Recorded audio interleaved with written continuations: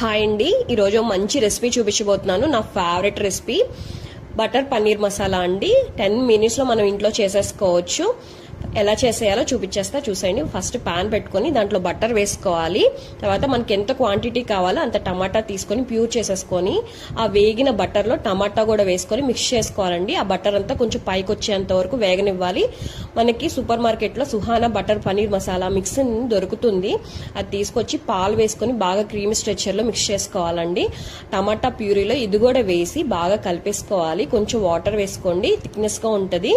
కొంచెం పసుపు, ఉప్పు, కారం అన్ని వేసుకొని మనకి ఎంత క్వాంటిటీ కావాలో వేసుకోవాలి. దాని తర్వాత కొంచెం వేగిన తర్వాత పన్నీర్ వేసేసుకోవాలండి. దాంట్లో వేసుకొని కొంచెం సేపు ఉంచిన తర్వాత పన్నీర్ అంతా బాగా మిక్స్లో బాగా కలిసిపోవాలి, బాగా మిక్స్ అవ్వాలి. అప్పుడే దాని టేస్ట్ అనేది పన్నీర్కి వస్తుంది. తర్వాత కొంచెం కరివేపాకు, కొత్తిమీర వేసుకొని కొంచెం సేపు వేగిన తర్వాత దింపేసుకోవటమేనండి.